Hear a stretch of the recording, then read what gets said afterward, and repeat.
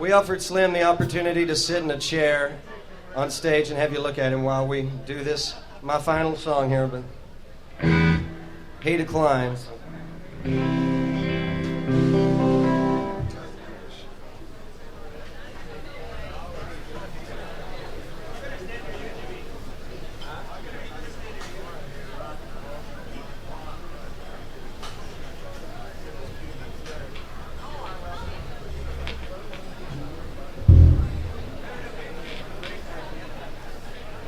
Yeah.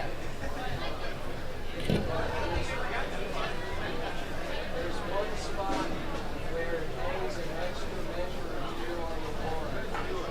Right after, I'll put my arm up.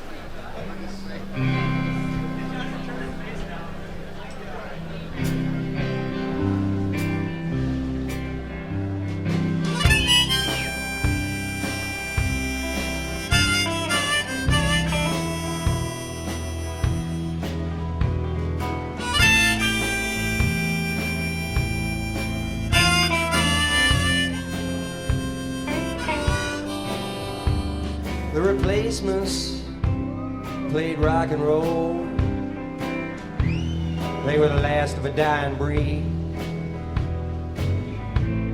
Damn the torpedoes types, they could really let it bleed. They weren't afraid of anything or anybody, like skinny little dogs in a cage. They get drunker than you've ever gotten in your entire life, have another one on top of that, and walk right out onto the stage. I first went to see him 'cause Jeff Sweeney said I should. It was Cantrell's in January, that's in Nashville. They weren't any good. The lead guitarist was naked sans a pair of Speedos, and they'd all had too much beer. They had Marshalls turned up to 10, which ordinarily wouldn't be such a bad thing, but they were trying to tune up by ear. So I gave them another chance, though, at the Shed, opening for Petty. What could go wrong? Well, this time they were wearing dresses, drinking Jack Daniels from the bottle, never finished an entire song. So now I'm angry. Money doesn't grow on trees. Standing out there in the parking lot with tickets for the next night in Louisville in my hand already, thinking to myself, geez, what am I gonna do with these? So I went to Louisville to say I was there. I drove home white-knuckled, straight-jacket, dumbass blind. They were the greatest rock and roll band I ever did hear. I had to look twice to make sure it was the same guys. An astonishing transformation. It was like from pupa to butterfly, from Saul to Paul, Cougar to Mellencamp. Like crawling inside of exile on Main Street and pulling Never Mind the Bullocks up to your chin like a sonic quilt. They were nice guys and they were dicks. You wouldn't know what they do. One show might run 25 songs and change your life, and the next night might not make it to number 2. But let me tell you, folks came out to see him everywhere, if only to say they saw him before they were dead, and others to see if they could possibly be anywhere near as good or anywhere near as bad as everybody else was said. They snorted lines and lost their minds and notched their guns all over the sphere.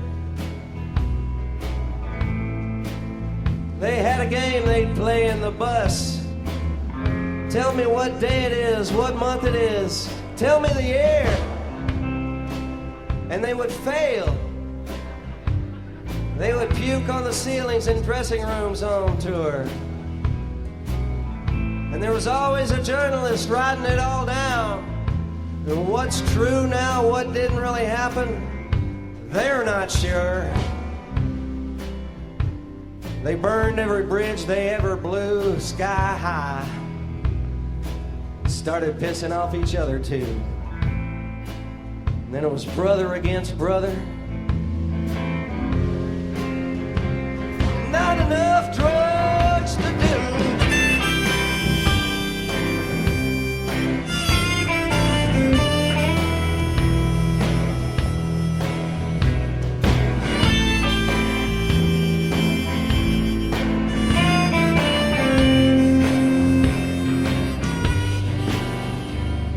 It all came crashing down.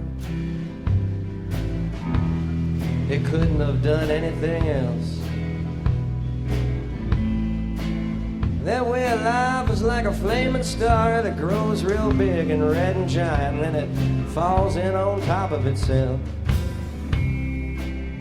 Chris is a painter now, solo artist. He's cool.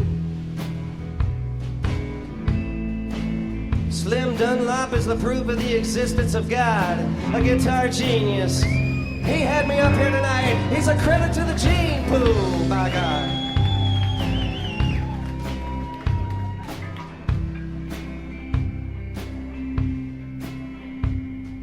Tommy moved to California to work for Axl Rose. Would you call that slash and pop, or oh baby, how can you turn down those? Paul is in the basement writing ballads, drinking O'Doul's. Bob is up in heaven shooting speed and smoking cools. The Replacements played rock and roll. They were the last of a dying breed. Pernicious, damn the torpedoes times. They could make you sweat, holler. They knew only women bleed. They were Charles Bukowski with Watson vomit. And you paid, and you took your chance. 'Cause when they were good, when they were good, when they were good, God got up to dance.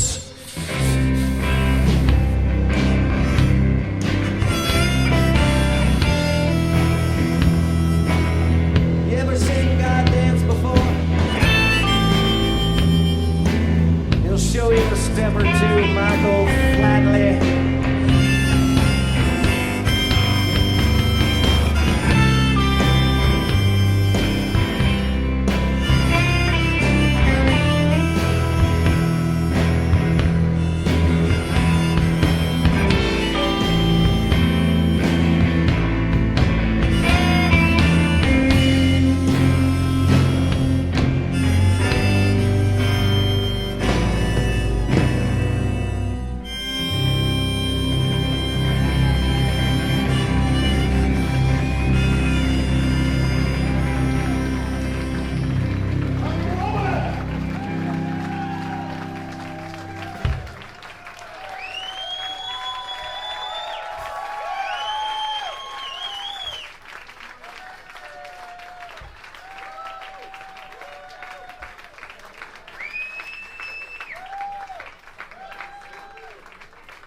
Thank you very much. It's been a pleasure. Thank you. Mr. Tommy Womack, all the way from Nashville for us tonight, folks. He has his new record, Circus Town, for sale over there at one of the tables. Talk to him. It's a wonderful record. Thanks a lot, Tommy. Slim and his band will be up again shortly.